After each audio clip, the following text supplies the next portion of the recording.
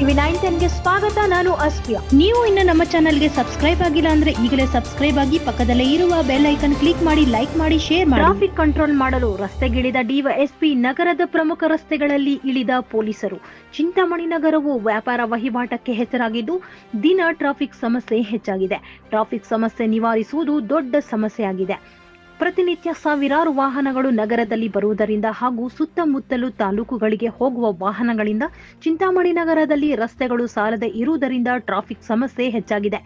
ಅಂಗಡಿಗಳ ಮುಂದೆ ಫುಟ್ಪಾತ್ ಅಂಗಡಿಯವರು ಆಕ್ರಮಿಸಿಕೊಂಡು ರಸ್ತೆಗಳಲ್ಲಿ ದ್ವಿಚಕ್ರ ವಾಹನವನ್ನು ನಿಲ್ಲಿಸಿರುವುದರಿಂದ ಹೋಗುವ ಬರುವ ವಾಹನಗಳಿಗೆ ತುಂಬಾ ತೊಂದರೆಯಾಗಿದೆ. ಚಿಂತಾಮಣಿ ನಗರದ ಡಿವೈಎಸ್ಪಿ ಮುರಳೀಧರ್ ಹಾಗೂ ಸರ್ಕಲ್ ಇನ್ಸ್ಪೆಕ್ಟರ್ ವಿಜಯಕುಮಾರ್ ಸಿಬ್ಬಂದಿ ಸ್ಥಳಕ್ಕೆ ಆಗಮಿಸಿ ಟ್ರಾಫಿಕ್ ಸಮಸ್ಯೆಯನ್ನು ನಿವಾರಿಸಿದರು.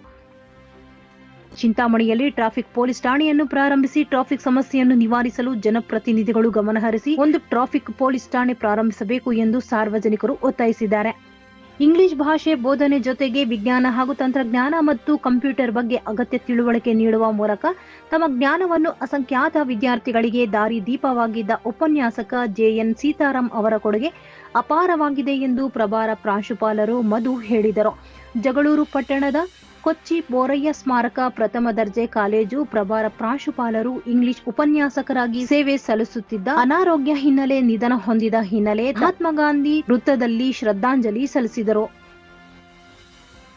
ಜುಲೈ 27 ಭಾನುವಾರದಂದು ದಾವಣಗೆರೆ ನಗರದ Bapuji engineer college SS Mallikarjuna ಸಭಾಂಗಣದಲ್ಲಿ ಜಿಲ್ಲಾ ಛಲವಾದಿ ಮಹಾಸಭಾ ವತಿಯಿಂದ ಎಸ್ಎಸ್ಎಲ್ಸಿ ಹಾಗೂ ಪಿಯುಸಿ ಪ್ರಥಮ ಸ್ಥಾನ ಗಳಿಸಿದ ಸಮಾಜದ ವಿದ್ಯಾರ್ಥಿಗಳಿಗೆ ಪ್ರತಿಭಾ ಪುರಸ್ಕಾರ ಹಮ್ಮಿಕೊಳ್ಳಲಾಗಿದೆ ಎಂದು ಸಮಾಜ ಗೌರವ ಅಧ್ಯಕ್ಷರು ಮಾಜಿ ಜಿಲ್ಲಾ ಪಂಚಾಯತಿ ಸದಸ್ಯರು ಸಿ ಲಕ್ಷ್ಮಣ್ ಹೇಳಿದರು.